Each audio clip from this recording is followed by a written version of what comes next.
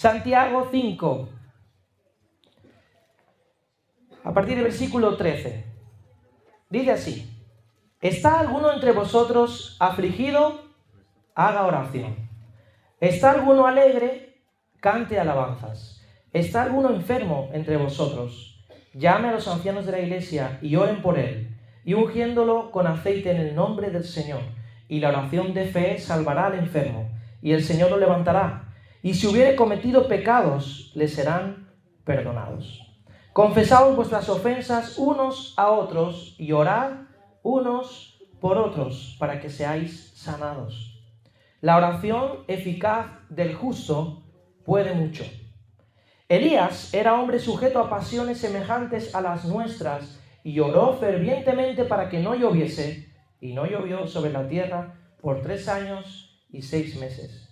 Y oró otra vez oró, y el cielo dio lluvia, y la tierra produjo su fruto. Amén. Hasta aquí. Hoy, como dije ya la semana pasada, voy a hablar sobre la oración. Y no cualquier tipo de oración, sino la oración eficaz. ¿Sabéis lo que significa eficaz? Poderosa, bueno. Eficaz significa que es capaz de lograr aquello para lo que es hecha. Es decir, algo eficaz, si yo quiero sujetar la tablet, esto es eficaz porque consigue aquello para lo que está hecho. Si esto de repente empezara a caer y se fuera para todos lados, no sería eficaz. Por tanto, una oración eficaz es aquella que consigue aquello para lo que está hecha. Y vamos a ver qué características o cómo esto que la oración eficaz del justo puede mucho. Esta frase que decimos tantas veces, ¿qué significa? ¿Cómo vamos a orar de forma eficaz?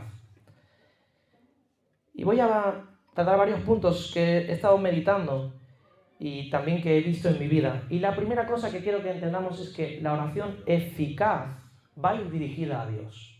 Y tú dices, esto es obvio, ¿no? ¿A quién más?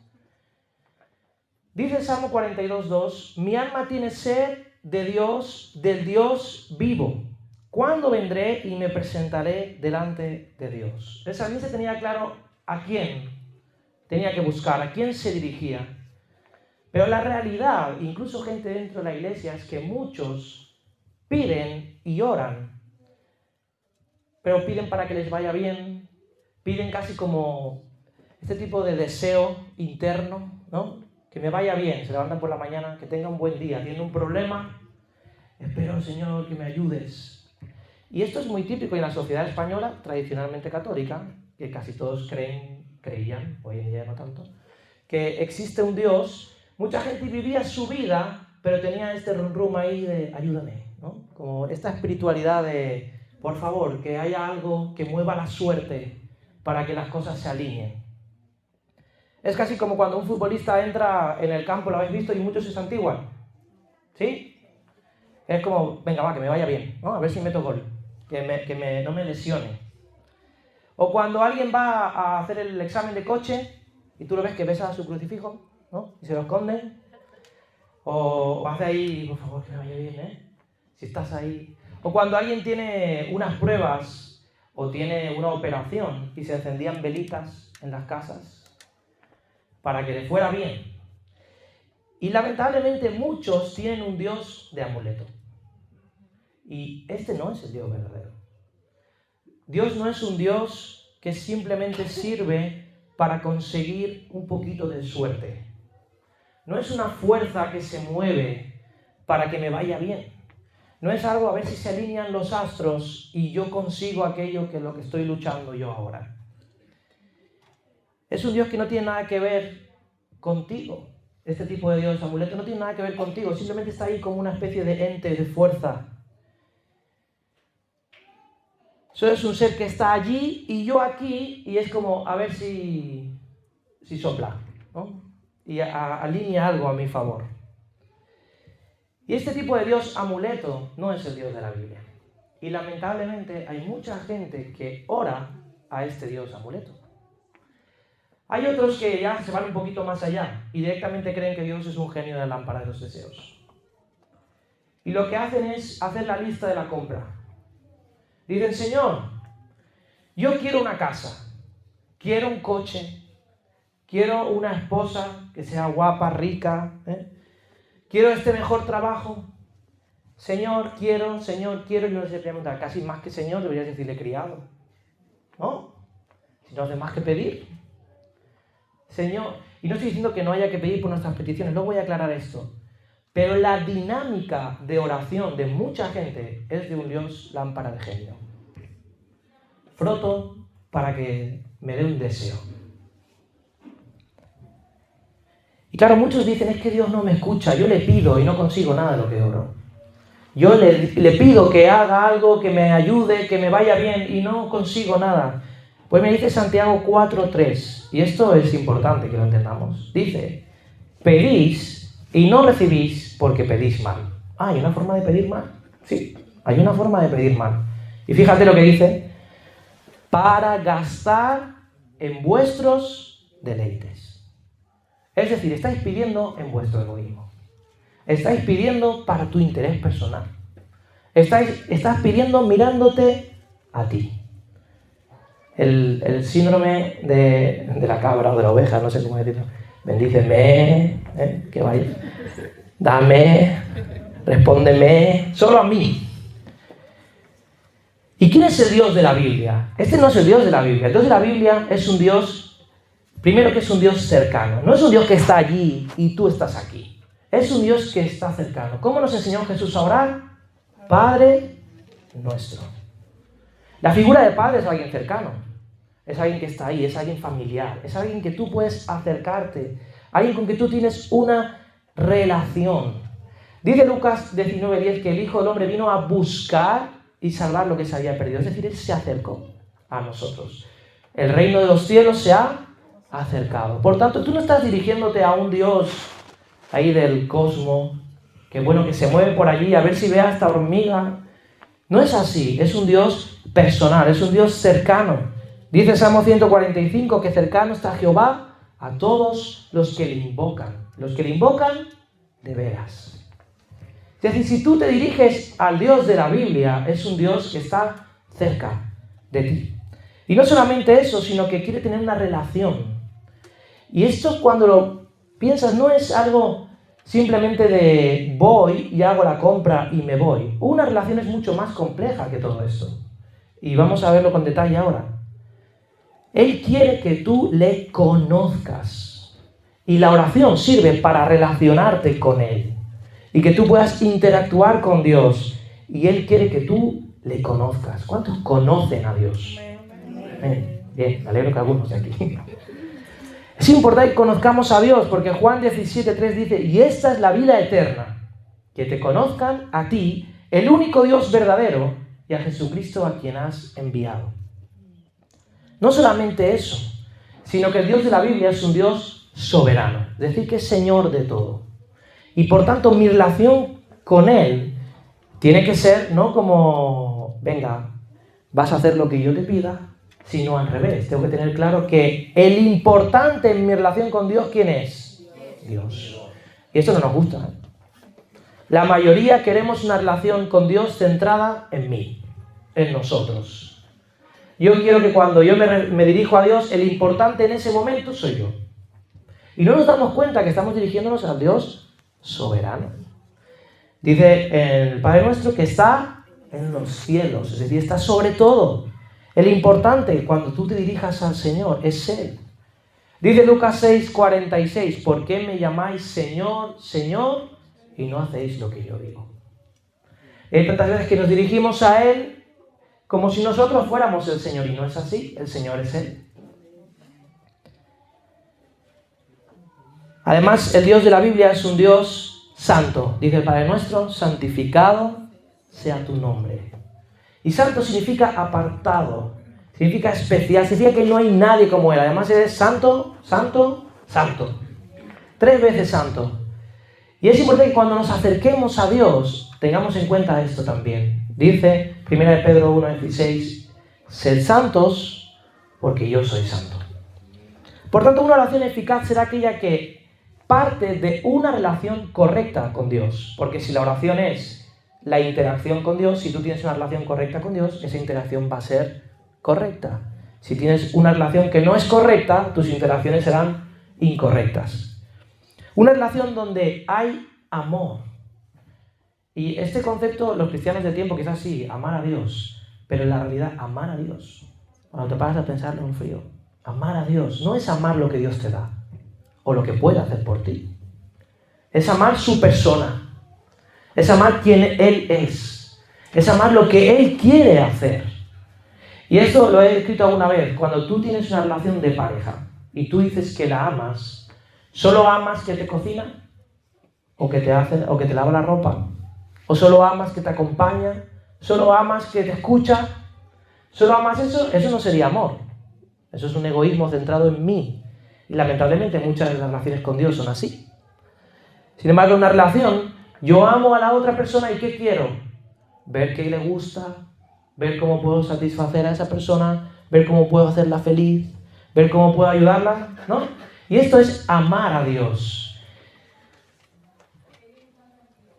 Y cuando pensamos esto, ¿cuántas veces le habéis preguntado a Dios, ¿cómo alegro tu corazón? Por ejemplo, Señor, ¿qué te haría feliz hoy? Esto no solemos orar así. Señor, ¿cómo hago que aquellos propósitos que tú tienes, aquello que tú quieres hacer, aquello que tú quieres conseguir, cómo colaboro yo en eso? No solemos orar así. Pero la realidad es que si decimos que amamos a Dios, nuestro corazón tendría que estar interesado en alegrar a Dios, en agradar a Dios, en hacer aquello que a Dios le place. Una relación además sana sería donde los roles están claros. Una relación entre padre e hijo. Mi hijo no me puede tratar como su amiguete, ¿no? Y venir aquí, vamos a jugar, ahora no podría ir así. Y nosotros vamos con Dios muchas veces haciendo lo que queremos, cómo queremos, cuándo queremos. Y los roles tienen que estar claros. El soberano es Él. Y nosotros vamos a nuestro Señor. Y nuestro interés tiene que ser, ¿qué es lo que tú mandas? ¿Qué es lo que tú quieres? Y una relación sana es donde el propósito está claro. Y el propósito de la oración no es conseguir todas tus peticiones. Ese no es el propósito de la oración. El propósito de la oración es interactuar con Dios, es relacionarte con Él, es conocerlo, es que haya una intimidad entre tú y Él. Y cuando eso se consigue, se convierte en una relación bidireccional. ¿Sabéis lo que significa eso? Que va de un lado a otro y del otro a mí. Y mira, si Dios tiene esa relación contigo, tú tranquilo. ¿Tú crees que si tú eres amado por Dios, Dios no va a mirar por ti? Ya está. La cosa es que muchas veces nosotros no miramos nada por Él. Cero. Pero Él sí va a mirar por ti. ¿Quieres ver un momento de oración donde se reúne todo esto? Lucas 22, versículo 42 y 43. Bueno, acordaos del Padre Nuestro, que lo muestra también. ¿Qué dice a continuación? Venga a nosotros, tu reino, hágase tu voluntad. El Padre Nuestro está muy claro. ¿Cuál es la dirección correcta? Lucas 22, 42, 43 dice, tenemos a Jesús en el Getsemaní, en un momento de aflicción, en un momento donde cualquier cristiano, el testimonio habría sido, oré a Dios y me libró. ¿Sí o no? Es lo que él quería, es lo que él quería en su corazón. Pero fíjate, no es lo que él pedía, es lo que él quería. Pero él dice, Padre, si quieres, pasa de mí esta copa. Pero no se haga mi voluntad, sino la tuya. ¿Y Dios no hizo nada? No, sí contestó. Dice el 43, y se le apareció un ángel del cielo para fortalecerle. Porque la voluntad de Dios era que pasara por ahí. Y la voluntad de Dios no iba a cambiar. Y quizás la voluntad de Dios no era humanamente lo que Jesús quería, pero sí era lo que espiritualmente Jesús quería, porque Jesús quería la voluntad de Dios. Y si no hubiese sido por ese momento de oración correcto, tú y yo no estaríamos aquí hoy. Si no hubiese sido por ese momento donde Jesús entendió, y como hombre, que se dirigía al Padre y tenía que hacer su voluntad, no lo que Él quería. No era una oración basada en Él humanamente, sino una oración basada en la voluntad de Dios. Y Dios contesta. Y dice, ¿cuánto le gustaría que un ángel bajara del cielo a fortalecerles? Pero era una oración basada en la voluntad de Dios. Dios no le liberó, pero sí le respondió. Daniel oraba 3 veces al día y Dios no le libró del foso de los leones. Pero los leones no le abrieron la boca con él. Y muchas veces queremos contar milagros, pero milagros basados solamente en lo que yo quiero, en lo que yo voy pidiendo, en lo que yo quiero conseguir, y quizás no tiene nada que ver con las metas de Dios para tu vida.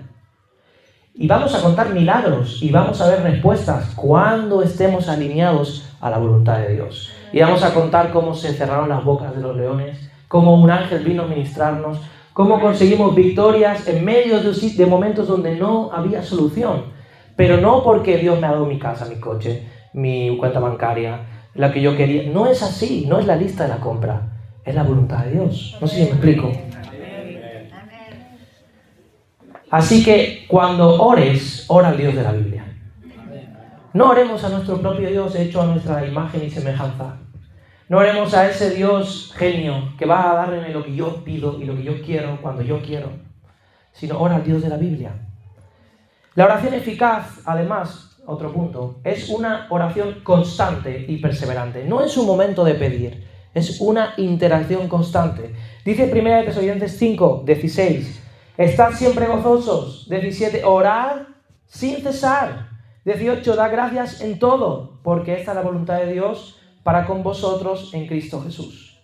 Efesios 6:18, orando en todo tiempo, en toda oración y súplica en el Espíritu y velando en ello con toda perseverancia y súplica por todos los santos. La oración no es un momento, no es algo que yo hago puntual, es un estilo de vida. Es una interacción constante, forma parte de mi vida diaria. Fijaos lo que decía Santiago, el primer texto que hemos leído.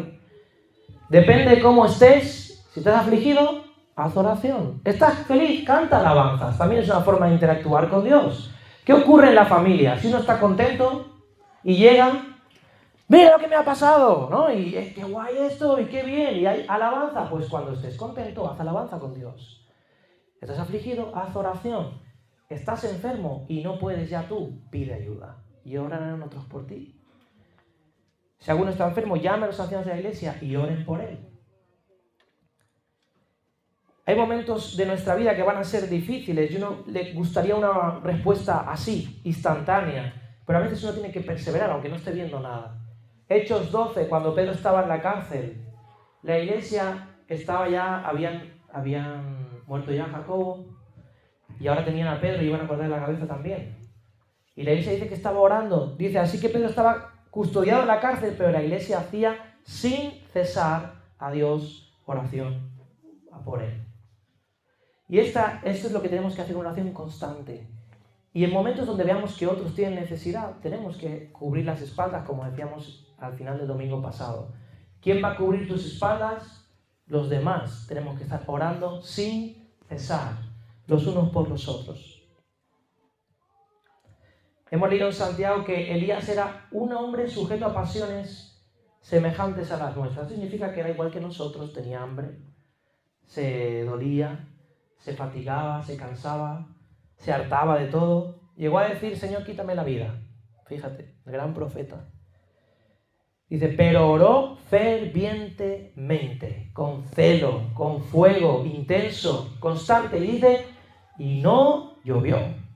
Para que no lloviese y no llovió. Luego oró para que lloviese y llovió. Si un hombre semejante a nosotros consiguió esto por medio de una oración perseverante, constante, ¿por qué nosotros no? Ahora fijaos que Elías no estaba pidiendo lluvia para su campo. No estaba pidiendo que le fuera bien su tierra, sino que Elías lo que quería es que Dios se manifestara a Israel. Y su oración era para que Dios mostrara con poder que era un Dios real en Israel. Y esa era la intención de Elías. Lucas 18 nos habla de una viuda. Y dice, Jesús le dio una parábola sobre la necesidad de orar siempre y no desmayar. Para esto era la parábola. Y le habló de una viuda y un juez injusto que ella llamaba, y él no quería atenderla. Y siempre he dicho que me resulta muy chocante esta parábola, porque ¿sabéis quién es el juez injusto en esta parábola? ¿Quién representa? A Dios. ¿Un juez injusto? No es porque Dios sea injusto, pero a nosotros a veces nos parece. Hay veces que parece que no atienda. Hay veces que parece que uno está ahí orando y Dios no responde. Y esa es nuestra sensación. Pero dice, si en esta parábola este juez al final le hizo caso a la viuda y le respondió, dice en el 7, ¿y acaso Dios no hará justicia a sus escogidos que claman a Él día y noche? ¿Se tardará en responderles? Os digo que pronto les hará justicia. Pero cuando venga el Hijo del Hombre, ¿hallará fe en la tierra? Y esta pregunta me lleva al punto siguiente. Una oración eficaz tiene que ser una oración con fe.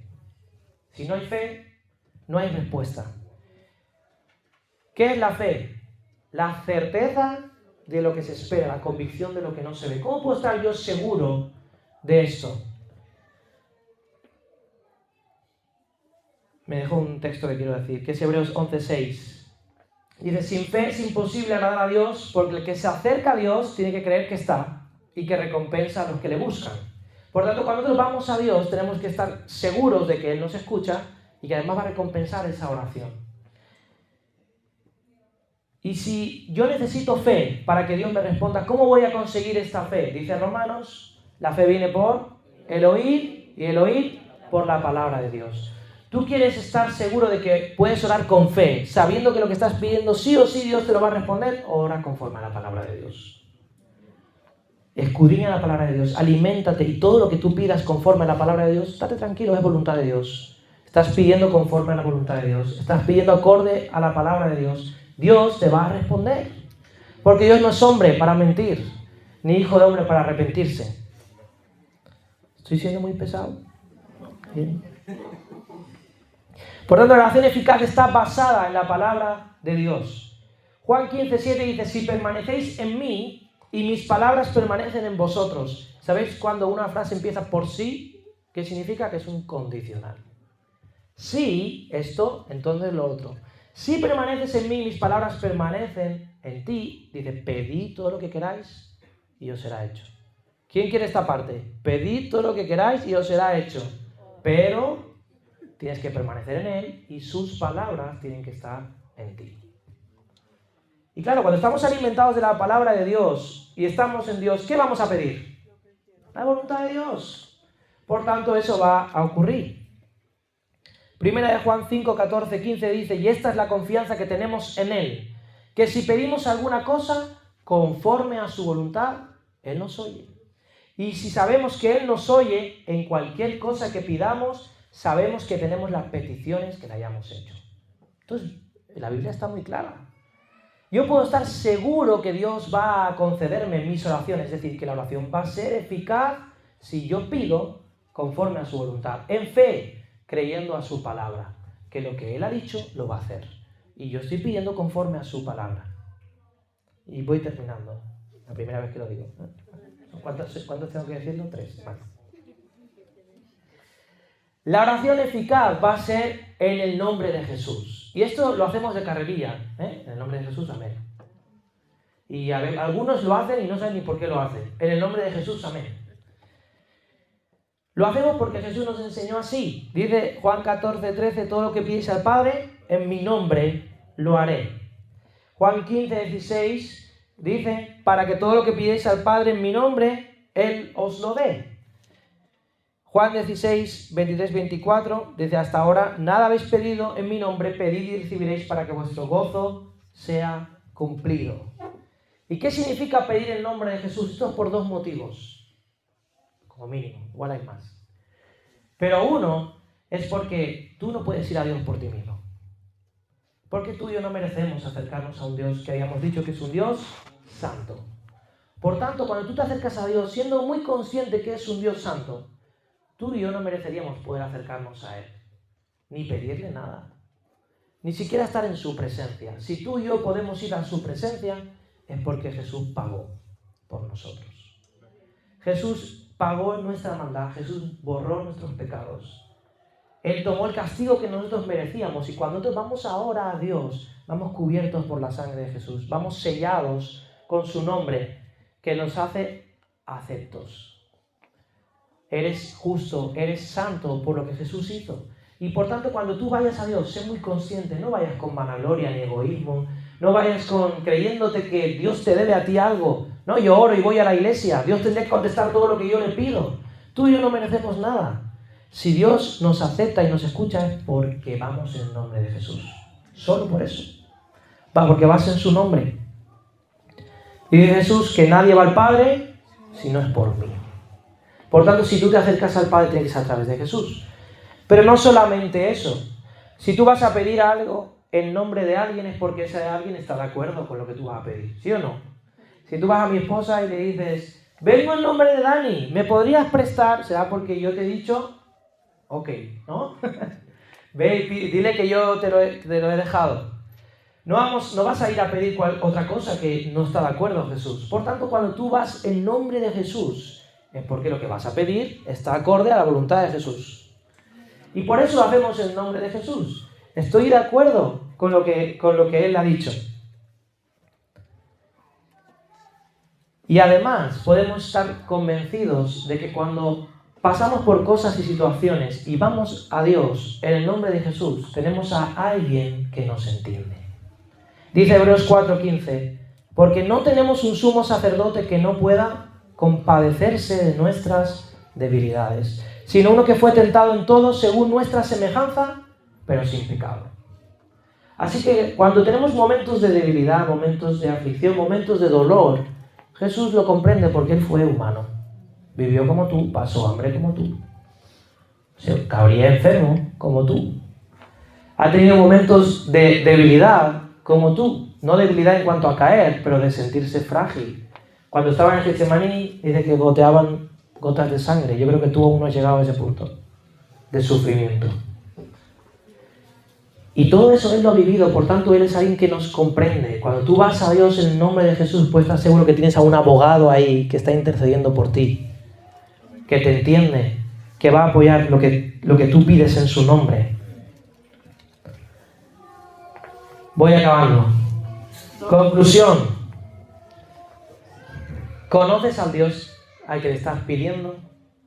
O si no, ¿a qué Dios estás pidiendo? Evalúa eso. Sé consciente de que estás orando al Dios de la Biblia. Es el único que te puede responder tus oraciones. Todo lo demás, los amuletos, etcétera, eso es pura suerte. Puede ser que algunas veces pase lo que quieres, otras no, pero no porque nadie te haya contestado nada. La vida es así. Pero si tú quieres una oración eficaz, ora al Dios de la Biblia. Ora con fe, creyendo que Él te escucha, creyendo que su palabra es verdad y que todo lo que pides, conforme a la palabra de Dios, se va a cumplir. Y este es el otro, ora conforme a la palabra de Dios. ¿Cómo vas a orar conforme a la palabra de Dios si no sabes lo que Dios dice? ¿Un poco difícil? Por tanto, aliméntate de la palabra de Dios para que tus oraciones estén acorde a la voluntad de Dios. Ora en el nombre de Jesús. Acuérdate, y yo sé que lo haces de carrerilla, pero sé consciente que vas en nombre de Jesús. Sé consciente y agradece que cada vez que vas a la presencia de Dios, Dios te está escuchando y recibiendo porque Jesús pagó por ti. Que tienes que ir acorde a la voluntad de Jesús y que tienes un abogado que te entiende, que te defiende, que intercede por ti. Y ora perseverantemente. No te rindas rápido. Yo sé que estamos en la sociedad de la rapidez. Microondas rápido, horno rápido, comida rápida. Todo va rápido. Internet es rápido. Queremos banda ancha, máxima velocidad. Todo rápido. Pero hay que perseverar en oración. Es lo que la Biblia nos enseña. La fe se practica cuando tú no lo estás viendo. Cuando ya lo tienes no necesitas fe. Por tanto, orar en fe es que tú no lo estás viendo. Sigue pareciendo imposible, pero sigo creyendo y orando. Porque eso es la fe. Y voy acabando. Podéis cerrar vuestros ojos ahí. Segunda de Corintios 7:14 dice: si se humillare mi pueblo, sobre el cual mi nombre es invocado, y oraren, y buscaren mi rostro, y se convirtieren de sus malos caminos, entonces yo oiré desde los cielos, perdonaré sus pecados, y sanaré su tierra.